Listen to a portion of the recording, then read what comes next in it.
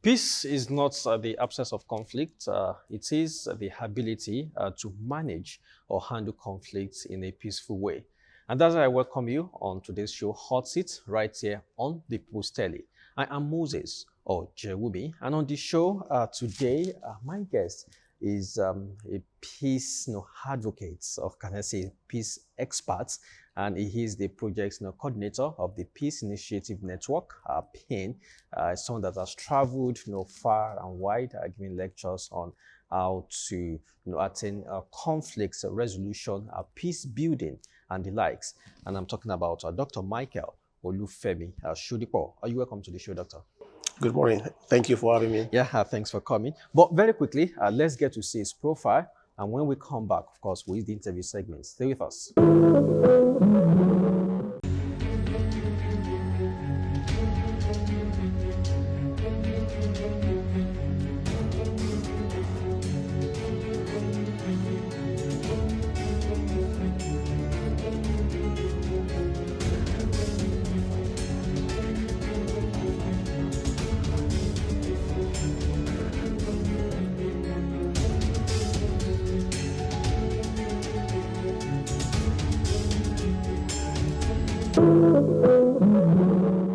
And that was the profile of my guest today, Dr. Michael Olufemi Sodipo, the project coordinator of Peace Initiative Network.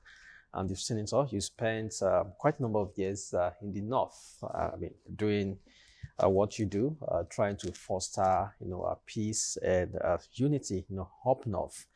But how do you feel that despite different activities, despite the involvement of civil society organizations, terrorism has not left? Would there be a breath of fresh air one day? Would there be one day where we could say, oh, Nigeria is free of terrorism, particularly up North?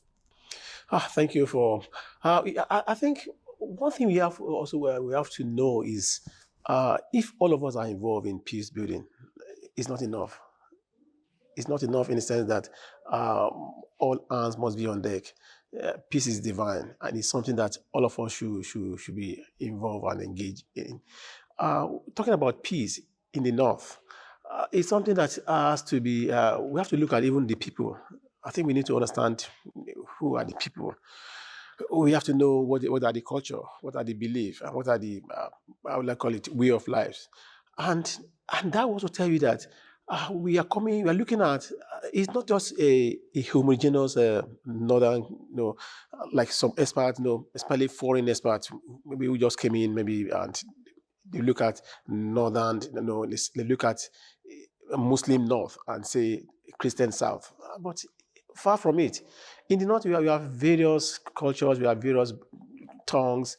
In fact, when you go to like Kaduna State or say Plateau State, you will find various communities. In fact, from community A to community B, you find different tongues. So it's not just saying North Hausa or North Muslim. So when we understand the people and the nature, we know that where we have divergent cultures, divergent languages, there needs to be friction. But are they not saying, oh, North predominantly Muslims, South somewhat predominantly Christians? So, because the statisticians, we just want to look at, okay, far which from one overweighs one. Far from it. In the North, even in Kano State, you have Christians. Okay, but Yes. what's the population compared to the population of Muslims? You're correct. The population might not be as, but... So we could say minority. Minority. Yeah. Okay, like when you come to Kaduna State, you find almost like 60-40 or thereabouts, like in the South. When you come to Kaduna, like in the Kagoro side, in Kafanchan area, mainly Christians. And when you come up north too, like in Zaria, come to you find Christian. But that's not mean that uh, it's not the religion, and it's not even the but there are some other elements. Okay. Like when you look at Is it the culture? issue of economics, look at issue of even of social, because these are the things that normally bring people together. And when people are coming together, you find, okay, let's look at what is happening now, even in Sanfara or in Sokoto, where we assume that, okay, it's just one culture, one language, also, but you find people banditry, striving, and for the past almost like going to like 8 years now. So what I'm saying is not the people per se, but there are some elements. Politics has to do with, it has to do with politics, has to do with economic, has to do with how who get what and when and how. So is Boko Haram insurgency, for example, is it political? If you look at how it started, let's go back to I think 2008, 8, 9, 2009, the issue of the murder of Yusuf, Yusuf and the rest, and extrajudicial killing of Yusuf. even before Yusuf, you find there are some political elements that engages these young people, and probably maybe after elections and maybe after whatever, and these are guys that they are armed, and it's just like what we have also like in the southwest, the issue of courtism, which is also presumed that these are guys that are also being used supposedly by the politicians, that fully armed, and when elections are over, they have this, and if the patronage is not coming towards their side, they take out pumps, and they want to see how they can also leverage on that to make ends meet for themselves. So going up north, there are issues like age-long grievances, issue of religion, issue of economic, is all encompassing that made up of the issue we have in the north, and which we could not also divorce from what is happening also in Nigeria as a whole. Like when we go to the south, issue of Niger Delta, we all know what happened in those days of pipeline. Uh, and we also know that it has economic element. So we could not just look at it maybe, okay, it's the people in the north and what is happening in the north doesn't concern us in the south. And that's where we are also missing it, because the issue that affects one affects all. Yes. I mean, looking at your activities in the north, I mean, what Peace Initiative Network has done, would you say you've achieved a lot? Or would you say that has been so significant? Or is it just like maybe just a drop of water in an ocean? We will say, I think I also leave that to maybe to our participants and also people in the community where we work, like in Kano. We've been working in Kano now. This year made it 21 years. Also in Plateau, and then some areas in Kaduna and in Ogun State now. Even Ogun, at least the past 4 years, we also we came to Ogun State in 2020, almost 5 years now. And I would say that I think we've done our bit in the sense that we, looking at the youth and women empowerment, which was one of our mainstay, and then issue of even peace through sports. Looking at how do we bring people together using sports, football, basketball, and for us, what we can see that we've done is something that we are saying it should be like a clarion call for others to join us, to join in what we do. And that's what we always advocate whenever we go, that there's need to recruit more people, especially young people, to join us in what we do. Like in northern Nigeria, Kano specifically, we've empowered over 1,500 young people and women in terms of youth and women empowerment, giving them vocational skills, tailoring, barbing, just name it, vocations, hairdressers, organizers, welders. And after the training, we pay for training, and after training, we also give them the tools, like a startup kit to start a small scale business. We're giving them the machineries, and even for the elderlies that we know cannot do anything, but by like maybe grinding machines where they can just at their doorstep and they could make ends meet, because we know economic power goes along.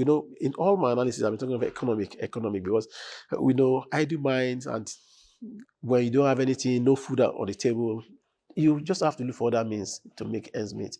And that's one of the areas we look at. Okay, let us see how we could empower these guys. Because when you are empowered, when you have something doing tangible that can give you that income, at least that can a lifeline, we believe that will also go a long way to. No, I mean, given the humongous number, of those who need empowerment, of course, everywhere. But let's just focus on the north now. And you said, okay, about 1,500 Yes, that's in Kano. have been empowered. Yes. I know there are other civil society organizations that do the same thing. At times too, the state governments also come up with empowerment, programs. How much can be enough? How much can be enough is when all of us are involved. When all of us are involved, when even from the family level, when you have, we should be brothers keepers. For those that have, because it is, most of us just need just a helping hand. And many don't even need they don't even need much. Like those, the woman selling akara, frying akara by the roadside, maybe just need a bag of beans and maybe 20 liters of granite oil to start his business, to start our business rather. So you could see that it's not that such money of maybe bringing money, like let me also go back to maybe the program of the UN or World Bank bringing in thousands of dollars, which has also been, I would say, justifiable that now it's not really working. It's not working in the sense that because the locals are not involved.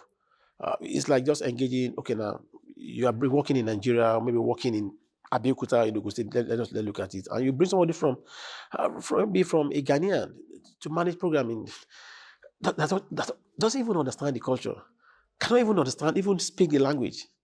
And that's what we also speak for now, that there's need to localize efforts. There's need to engage more with the locals. There's need for local people to be involved in what we are doing. And not just as mere project participants. They should be at the table. There should be one designing the projects, not bringing projects from Belgium or from New York or from London. What will work in Lagos may not work in Abeokuta. What we work in Jos might not work even in Kano. So there's need for us to localize our efforts, and that's when we'll start having impacts, when the people on the ground are involved. Okay, now let's look at the current problems. Boko Haram as an example. There have been talks of course, there is also a new group, Lakarawa. Now there have been talks of, we'll be using kinetic measures, over the years, and I mean, we've not eradicated them. At some point, we said, Boko Haram has been degraded. Later, we noticed, these people, they are not gone yet. And there also talks of, can we now make use of non-kinetic measures? Some state governments up north are giving them amnesty. And, that was heavily criticized. That how sure are they really repentant, terrorists? Some of them received this amnesty. They went back, to terrorism. So where do we go from here? Should we continue with the kinetic measures, or should we look for non-kinetic measures? The military might or the military efforts alone cannot stop what is happening.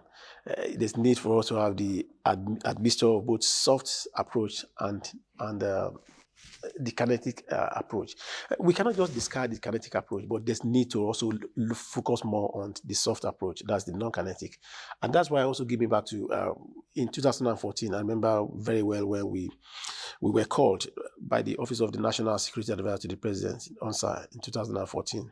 I think we were about 60 of us all over the country to see how we could also support the office to look at what they do. And we came up with what we call PAVE, Partnership Against Violent Extremism, which will be working domicile at the Office of the National Security Advisor. And that's where we also give them that, the knowledge of this need to change focus. To change focus in the sense that military might, military boot on the ground, attack is not enough. There's need for us to look at the local actions, looking at what the community can do, look at what even the traditional rulers, the individuals, community leaders, what they can also do. And I will tell you, in the past 11 years now, we have this, and I also announced that the Ogun State version 2 has also been inaugurated just early last year, making almost a year now, working with the Office of the state to the estate to governor on the security, AIG Olushola Suber, that are also been very, very helpful in seeing that things are done. Why am I saying this? I'm saying this in the sense that because I also know, and we also know that even at the global level, we saw what happened. Even let's look at even the issue between Hamas and Israel. They have to go back. They go back to the table to discuss. And we also saw that now. The issue of ceasefire is announced. And that ceasefire came up where we say some would say Israel has decimated Gaza. Then they are now talking about ceasefire. So before decimation, they didn't put ceasefire. They didn't agree to ceasefire. But there must be need for us to talk. There must be need to come to the table, and that's why in every conflict, the dialogue element. It may not come so quick as we also see maybe now in Gaza, but it must come. But state governments have been dialoguing. We've had reports that some, state governors have even tried, to negotiate with this. Now, this taken into banditry, which is some people say terrorism also in nature. They've sat down with some of these, bandits, tried to, assuage, their feelings, pacify them somewhat, and they still went back, to their crimes. So that is soft to me. Yeah, the soft. That might not be also the only approach of talking to the. There's need for us to talk to the bad guys too, because we have to engage them, but not to engage us from a beggarly point. When we engage from as if we are helpless, that will also strengthen the bad guys, because the bad guys are also looking for time. Maybe that time they are coming for dialogue. Maybe at their lowest level, that they need to regroup, and maybe even their supplies might be maybe thinning out, or they don't have supplies, or maybe ammunitions have been disseminated. But there's also need for us to also engage with the real people. There are some interlocutors around within the communities that could also speak to these guys.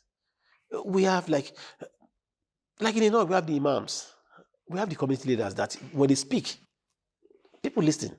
So also in the south, I know in the community here, when you have some, it could be maybe the Bale or the Obas that could speak to these guys.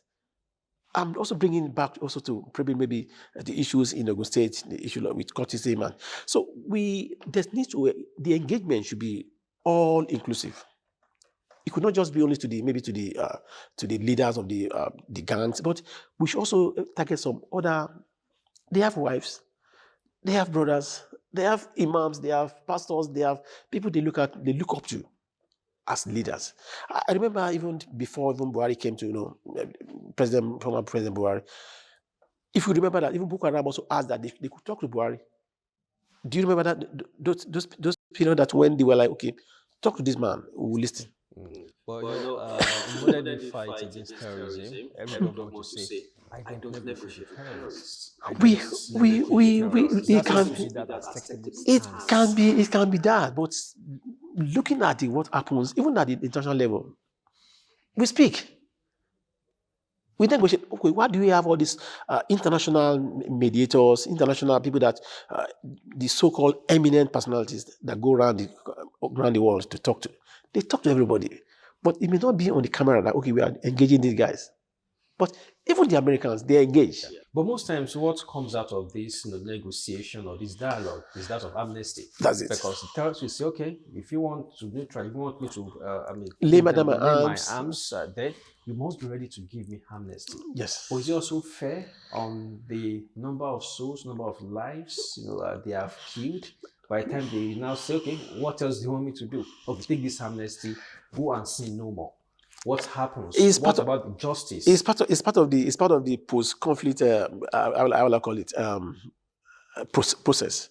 When we talk of the DDR or whatever you can call it, some even make it like even 4 hours, and those are has to do with rehabilitation, reconciliation.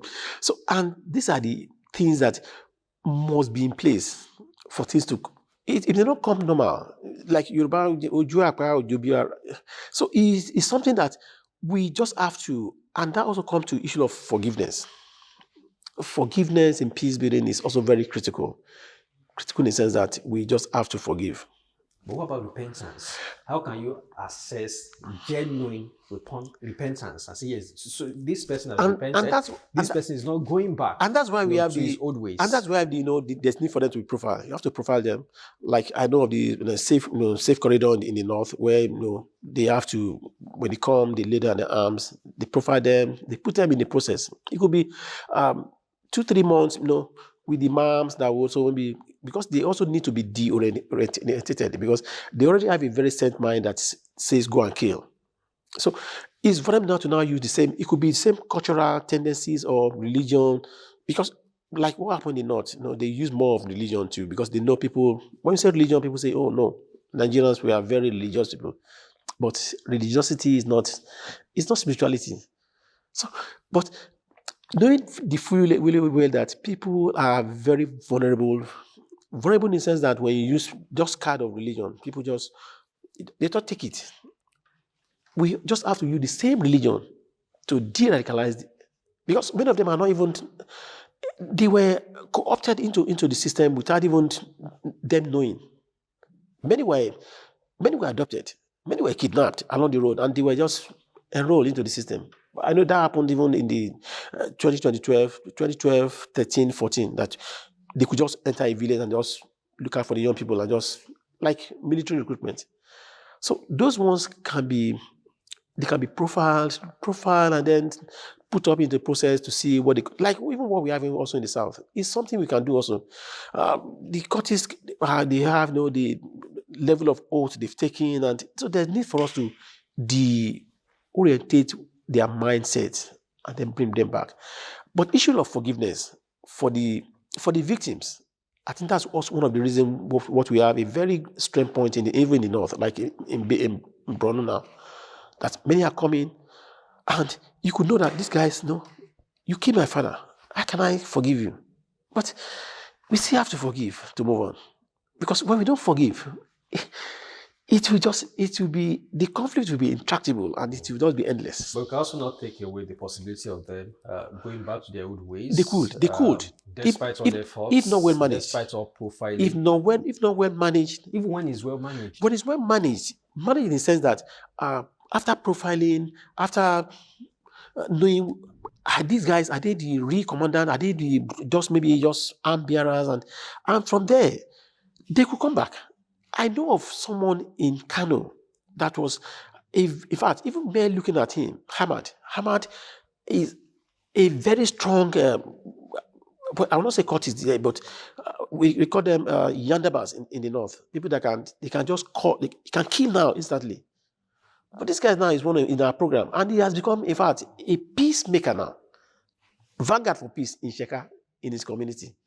So we cannot rule out the tendency for some going back, but I think we should be very positive in our mindset that okay, what we are doing, if you are really genuine in what we are doing, it will yield results, and that's what peace building is all about too. Okay, now in the case of Bello Tunji, who yes, talks were held with him, but these guys decided to be very brutal. There have been quests just to neutralize him. What will you say to that? Is that not fire? I mean, which other method would be used for someone like Bello Tunji, if not fire for fire? Some can be, as I said, some can be. There's that. I've said we cannot rule out the military element, the force in what we are doing. It could be like stick and carrot. When you can take the carrot, take it. If it's for stick, and that's why we have the military on ground. So for those who are adamant and want to not to change, we there's need to eliminate them. Like we have in the issue with the major guy that Americans were looking for. Okay, Osama. They have to go for him and get him out.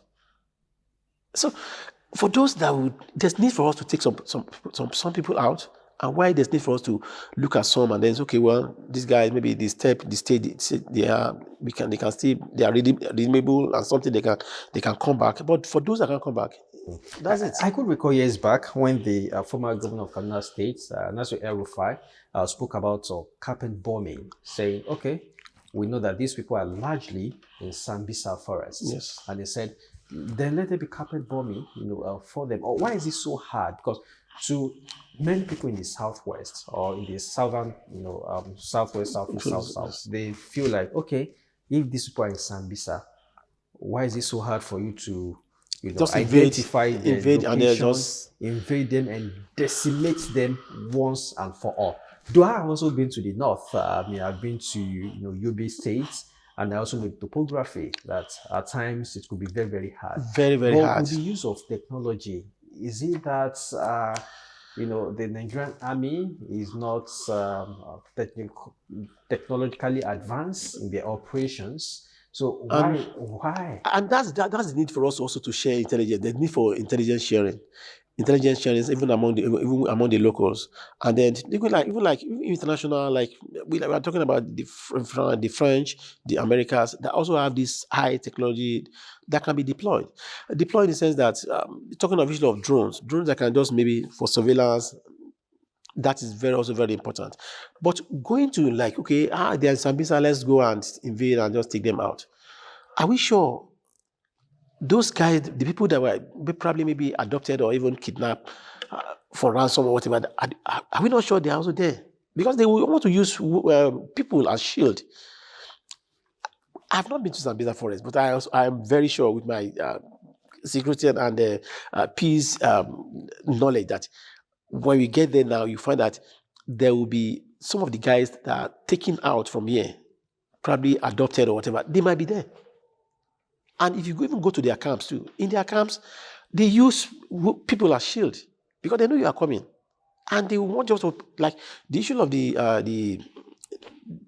both the Chibok girls and the Dapchi girls, they were people that were kidnapped. Many were still with them.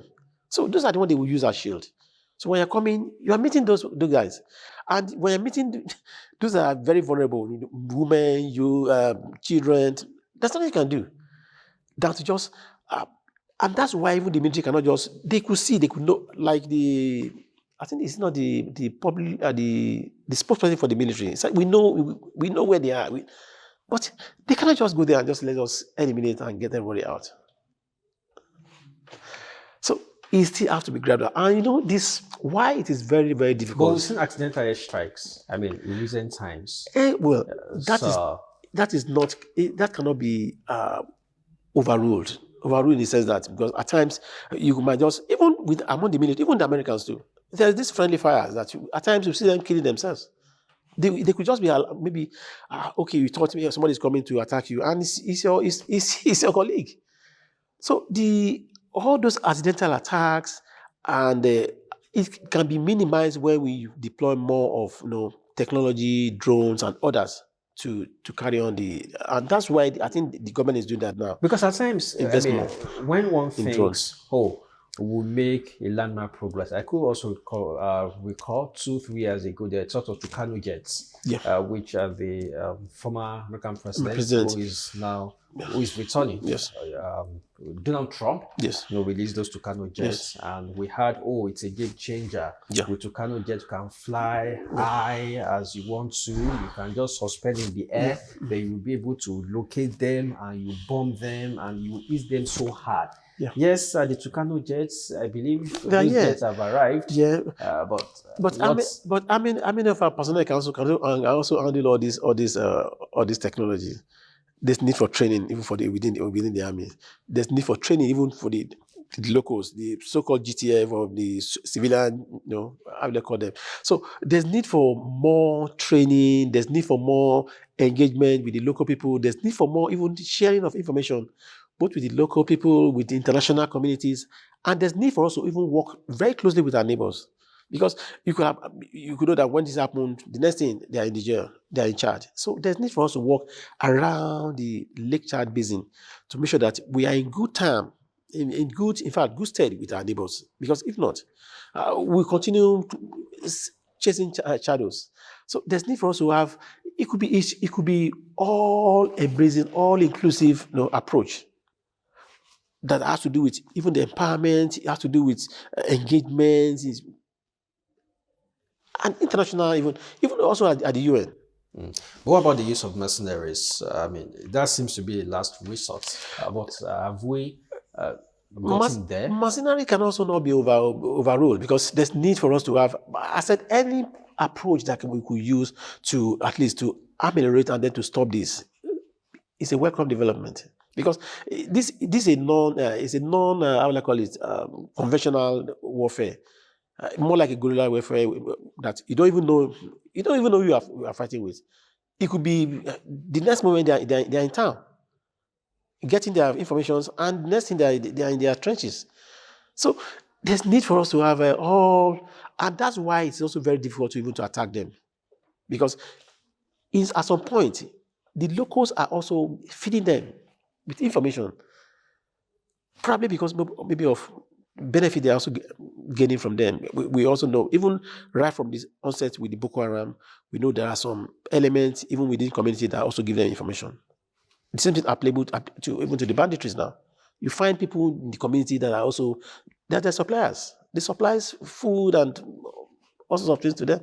And to them, it's money, it's economic. So we are looking at economic issues, we are looking at social issues, we are looking at, it was at the early stage of Boko Haram that is more of a religious, like those of us that believe in the North, we know that it's more of a religion, Christian, this, that, and bombing of churches. But now, it's far beyond religion. The churches are not being attacked again. 13 years ago, Kano was, in fact, like almost all the military information in Kano were attacked at the same time, 13 years ago. But what made Kano not to accept or to look at Kano as a center of commerce? Kano want to come out any day, every day, and want to go to the market. And anything that would deprive the Kano people of going to the market every day, they don't want it. And one of the approach the governor used then, Rabi Kokoso, was any house that maybe you're a landlord and you have somebody that you don't know who is and is a Boko Haram member, that house will be demolished. And I can tell you, lots of houses were demolished in Kano. And that's where people say, no, we don't want this. And Kano as a market that even from Chad, from up to even from the trans-Saharan trade, we know Kano is one of the major trade routes. And it's still applicable today. You find people coming from even up to even Mali to trade in Kano. And when you market 1, 2, 3 days, Kano don't want it. And that's why you can't find Boko Haram in Kano thriving. You can't even find banditry or all these kidnapping. It's not happening in Kano. But surround all the Kano states, you find in Katsina, in Sokoto, in Safara, they all border Kano. And Kano is not involved. So I think we should also look at what are the things that government, like people in government of Kano are doing. I think we should also learn from them, because there's need to also learn from where this is not happening. Just as we always say that, okay, we can say, well, in the South, South is very peaceful. What made South tick? Why are we not having such issue in the South? Number one, issue of tolerance, issue of accommodation. People here are very accommodative. They are very, they even believe to even, as a stranger or a visitor, they want to protect you. But is it applicable in other area? I've lived in Kano. I've lived in Kano for like 40 years. This year maybe 40 years in Kano. And I can tell you how things work in those areas. And the issue of even out-of-school children, in their millions. Statistics in 2013-14, when we did over almost 4 million young people out of school, even in Kano. So, and these are the issues. Yeah. Now, you've taken me to out-of-school children, but are we not sitting on the keg of gunpowder? Now, UNICEF, I think their own stats, we have about 18.7 million out-of-school children. Yeah. The last time I heard from the Minister of State for Education, she said the number stands at 15 million. Now there are talks about defining out-of-school children. And the latest is, the Amajiris are not, have been excluded from that number. School. Before I go deeply into that, how do you take that? should they be excluded? Yes, we know that in some places the Amajiri system could be properly run. Yeah. So where it is properly run, you could say, okay, why not? They are not out of school. Yeah. Because the Amajiri is also has its own schooling system. Yeah. But in some places, it's not properly run. When children go to the and streets, that's also begging. It's a very contentious issue too. So is it a right move to say, okay, we're excluding the Amajiris, from the house of school children? Well, it's a very contentious issue in the sense that, this issue in the north is equal. It could be, how would I call it, with different interpretations, in the sense that the Almajiris that we also see, if properly run, as you said, is a school on its own. It may not be conventional Western education, but it's also Islamic Arabian schools where they are also being taught on how to read Quran and to study Quran and Arabic studies. But if you look at the underneath and what is happening even in that system, whereby some we like in Kano, I know there are some more like a reform that is going on in Kano, that of which they are even trying to. There's what they call Sangaya. There's Sangaya and there's also Almajiri. There are two systems there we are looking at. The Sangaya are more like, there are some that are well polished. You find even the elite, their children are there. Just you see them within the neighborhood with a very good structure like schools. Why they're not getting no structure, just on the floor, bare floor, and at times even they live and sleep with their malams.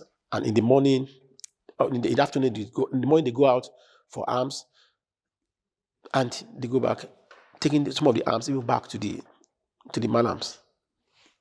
In the parents that brought all these children, and the irony of it all is that many of them are not even from Kano or from Sokoto. They could journey they could be maybe from Yobe, from Borno coming to Kano, or from Maiduguri, or from Sokoto coming to Kano, or they interchange. And the parents brought all these children to the doorstep of these malams with the hope that, okay, they will be trained. But the malams are not. Some that have maybe up to 300-400 children. Some have such number that they could not even, and coming, it's not that you're coming as coming to school with your well, after that food. Number, if one is missing, how would you? It's also very difficult. Difficult. Head counts. It's also very difficult in the sense that even you could even see the how do I call it? The sanitation of the children. Some for days they will not even take their bath. They will not even wash their mouth. So you could see that. And what the government is doing now is that, okay, let us see how we can streamline this and make it look like what we have within the neighborhood that you find the elite children going. I could tell you that at times you will see even the Almajiris, when the so-called Almajiris and the other ones, when they will be laughing them, okay, that they are not even being properly taught Quranic education. So we could see that division among. So the issue of taking the Almajiri out of the equation of out of school children, well, in the north, it will hold strong water. It will be very, very terrible in the north, because they'll tell you they are scholars. Because virtually almost everybody you see now doing very well will tell you they pass through the system. So it's not left for us for people in the south to say, the Almadi, they are this. But I think the whole system has been bastardized. That's why we're having what we're having. I could recall that former President Goodluck Jonathan did try to harmonize Western education with the Ahmadiyya system. After he left office, he said he was stunned that he didn't get the support. In hindsight, he noticed that the northern governors never support, and the program failed. The Ahmadiyya program failed. The school where the bid were abandoned. Also, the former Minister of Education, Professor Adamu, under the Buhari government, indicted some of the northern governors. Yeah. That it seems many of them will rather allow the basic education to rot. Is that the situation? And why is it? Are they happy seeing children beg for alms? Is it cultural? Is it religious? It's both cultural. It's both religious. It's both even how do I call it? How do I put it?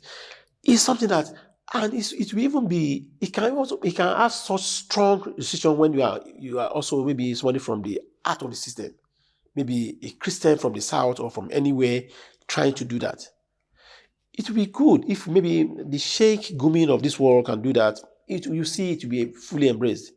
But when you find somebody, a Jonathan or a Peter or a Michael, it's as if it's there's an probably could it be a religious undertone or other undertone that will be read into that. It could be seen as if, okay, maybe it's a crusade. We are trying to launch another crusade to evangelize or to. So these are the issues in the north that the north is also very complex. That you at times when you talk of literally meaning of Boko Haram. Boko Haram means Yeah, West education is forbidden. so, but is it forbidden? No. It's also there in the Quran that yes, you could up to even China seek for knowledge. But it is because the low level of education of a preponderant, that is large number of people that still believe that when you talk of issue of Western education, especially for the women, they look at it as if you are trying to expose their girls to undue element. And that's why even most of our programs in the north, when we don't tend to probably like we have here where everybody is all mixed up. No, we separate. Even the way we sit, you can't mix up. You have to separate the participants, the female and the. I remember when we started the youth and women empowerment programs. It took us a very hard this to gain ground because we were able to until we got to the Akimis, the district heads, the religious leaders, to talk to them, and then at a point, even the husbands, they were bringing their wives to the programs, and we see them standing and be watching because they want to see what are we going to do with their wives. Are we? Because to them, you don't mix people together. Anybody above from 13, 14, 15, you don't mix them up. Because even a boy at home, by the time you are 13, 14, you are eased out from home. Your room should be behind or outside, not even coming in. So these are the issues that we have to understand that yes, what we have in the south is not the same with what we have, what is applicable in the north. Well, it's a whole lot. So we could then submit that this humongous number of out of school children is not reducing anytime soon. No, in the sense that because of even now we also have the issue of the economic downturn, global, because it's not only in Nigeria. So I think that will also help more. But how much more people that are also working now that cannot even make ends meet? Talk less of those that have nothing doing, and to know that they have any skills in terms of maybe vocational skills that can give them livelihood. So it's something. And as we always say, government alone cannot do it. All hands must be on deck. We just have to be all together to see and to support. But I want to believe you've left the northern side of Nigeria. It seems we see you frequently now. Yes, we are southwest. We are here in the Are southwest. You going back? We still have program in the north. We have programs in the north. We have program here. So, and we also have a team. Our teams are also there. We have teams in the north working. And when there's need for me to check on them, I'm always there. But I'll tell you, I think since for like 4 years now, I've been more here in the south, seeing what we can also do to see how we can also expand our projects and see what we can do in the south. Yeah. Well, I recall that most times too, the Nigerian army or the Nigerian military has always warned the CSOs, the civil society organizations. At times, they believe, they make up stories. We know the bad blood between the Nigerian army and the Amnesty International. Accusations of human rights abuses, which most times the Nigerian army would deny. And there also talks that some CSOs, some NGOs are sympathetic, to these terrorists. They aid their operation. I mean, you are in the system. You are in the system. Yeah. Is it true? Well, I think we know in every, even among the disciples, we have the Judas. So the same thing applicable to even to civil society organizations too. We also know that, you know, especially those that are coming from the foreign, you know, the foreign civil society, the INGO so called, that you can imagine people coming to Brno or to Yobe, and the first thing they will do is to maybe get office space and pay for like 10, 15 years. So are you saying that this thing should continue in the next 15 years? And most of them to also come in, you know, after coming to Nigeria for like just a week and maybe even based in Abuja and going back to either to New York or London, they term themselves as experts on Nigeria. And that's one of the reasons, one of the areas where those of us who are also on the ground and say, no, you are not an expert. Expert in the sense that you're visiting Nigeria for a week and based in Abuja or Lagos and in your hotel room doesn't make you an expert. You have to be there on the ground. You have to know, feel what the people are feeling. And a case in point is even when, and that's why the issue of monitoring and evaluation also come to play. And the global trend now of what we call decolonization of AIDS and development projects. This, as I said, there's need for people on the ground to take ownership. There's need for people on the ground to be at the table deciding what is good for them. Project, civil society project, IS 5 or at most say 10 years. After 5, 10 years, what next? You that come from either from Belgium or from England or from, you are going back home. But people that live with this system, with these issues, they will be there. So they should not just be seen as projects or are just numbers or just beneficiaries. And that's what we say, no, we are not beneficiaries. We are stakeholders. We are major stakeholders in this what is happening. And we know what we can be done. And another issue with the INGOs is also that, you know, there are issues of even, you know, everybody just like scrambling for funds. Yeah, everybody is coming It's for for funds. funds. And so And you have to come up with issue with whatever you can bring that can fetch you funds, but at the detriment of people on the ground, at the detriment of the issues that we have.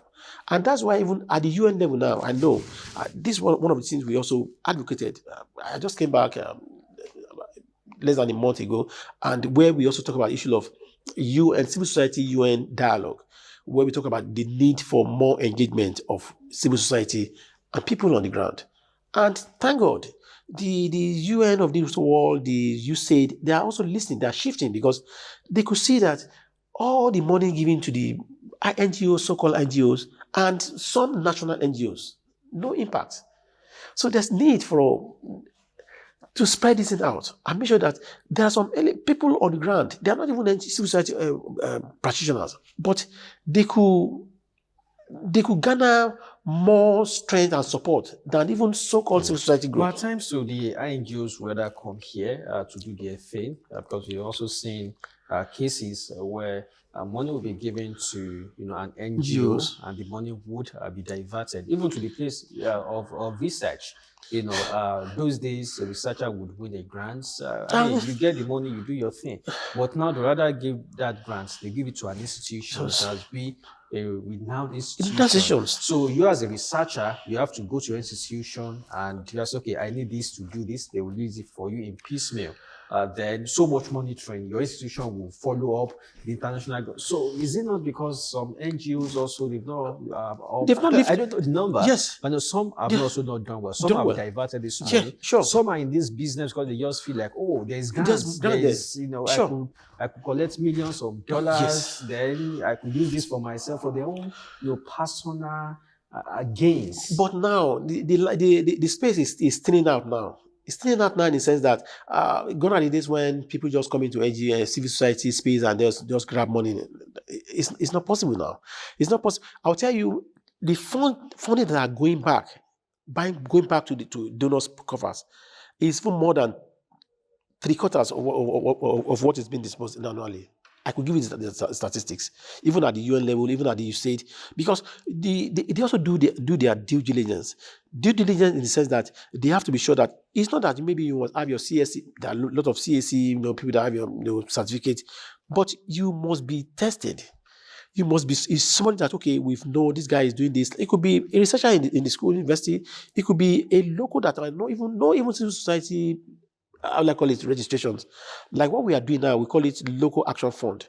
The local action fund that I was involved, I think in the past 8 years with some NGOs in the US and in the UK. What we are looking at for, we're not looking at for those that can write a very superb and good proposals, but we are going to the community to see people that we see as the gatekeepers, people that, it could be an imam, it could be a youth leader, it could be without any civil society affiliations, and we give them money. I'll tell you, instead of giving that money, maybe like say, okay, let's say $100,000. Instead of giving one civil society organization that will say, oh, I'm a national, I work in Kano, immediately you are saying that, people say, no, we don't want, we want to give to the local people. We want to give to, if you want to work in Abeokuta, we want to give to the groups in Abeokuta here. Not bring somebody from Ibadan to work in Abeokuta, no. So, but that's what is applicable in those days, that you find some, they are national NGOs, especially those they are in Abuja, in Lagos, but now is now what you call decolonization. But the international NGOs, are they also accountable? I mean, some of them, they hold meetings in luxury five-star hotels, hotels, five-star hotels, and we know how much that is. I know of a Bulgaria hotel in Italy where you could spend, I think, about $2,000 per night. Yeah. So they go to those places, lavish spending. Those are the things we are now kicking against. That no, even the money spent on logistics alone can do more, can go for more projects. Okay, imagine when you have a project officer that coming, like 5 of them will be flying from New York to Lagos or to Abuja or to Kano or to Abeokuta for a project. Why not giving that money? The money for transport, why can't you give it to the local people and the work will be done? And that's why I'm saying now, the UN, the USAID, the DFID, and all these international partners are keen to it and say, no, there's need for us to decolonize. And not to say, okay, Amnesty International, we have office here in Nigeria, we are looking for those local groups that even giving them maybe just $1,000. You still doing wonders that those giving 50,000. But at times, on the flip side, I have an NGO, for example. I have staff members. I have to pay, and this is what I do. Full time. I also have personal needs. So let's say I get a grant of 20 million naira. How much is accepted that I can also spend on myself? The money is not for you. It's not for you to spend on yourself. But this is what you do, or this is what I do full time. I have no other job. For projects, for what we know, there's budget for projects, and for projects, as I know, you can't have more than say 20% for your staff and project cost, running cost. But before, it could be even like 60%. When you have all these people coming from me, flying from Belgium, from London, but the reverse is the case now. In the case, in the sense that even at your budget level, by the time you have your budget, when they calculate your budget and see that it's more than 20% of the total budget, of the total cost of you are out of it. Because in every project, we know it may not be full-time payment per se, but stipends of maybe 2-3 project officers, accounting officers, M&E officers, but not to just take a bunch of money for yourself. Where we are rounding off, about accountability is another problem. It is because if these monies are most times given by international organizations, then the government cannot say, show me your books. It's not their money. Yeah. And I don't know if FCC also is involved in ensuring that NGOs are open with their spending, because it's not government's money. Well, one thing there is that the issue of looking at the books, as I know, because I have been part of, in fact, I'm part of even grant, I will call it grant making organizations in the past almost like 8 years now, like in the North, that we've given even over millions of dollars, to local organizations. What we do mainly now on our own is that we also have a system in place that check all this. And when we look at what we are doing, and there are many organizations that have been blacklisted, many. And that's why we could see that many are just there running and they don't have no life. They are lifeless because, and it will be very difficult for you to be, when one is blacklisted, it's total. Because any organization come, except if maybe just you are getting your fund maybe from the local people, maybe raising fund among your members, but at the international level, that's all. It's over. Okay, many thanks, Dr. Michael Olufemi Sodipo, Peace Advocate, Project Coordinator, Peace Initiative Network, PIN. Thanks for coming Thank you so on the much. show. Thank you so much. We hope you avail us your time for other programs Sure. that have to do Sure. with peace talks, Sure. conflict resolution, peace building, and the likes. So yes, he has been my guest, and we've been able to touch on terrorism, insurgency, as it were, banditry, out of school children, and also end with the opportunity of, the civil society organizations or non-governmental, organizations. And I think that's a very good place to leave it. You've heard from him. He's a peace advocate, and we just hope that one day there will be peace. But we must establish that peace is also not the absence of conflict, but it's just the way in which we now handle, our conflicts. I mean, it should be handled in a peaceful manner. So thanks once again. That's the show today. I will see you next week with another eminent personality. So stay safe and stay out of trouble. Bye for now.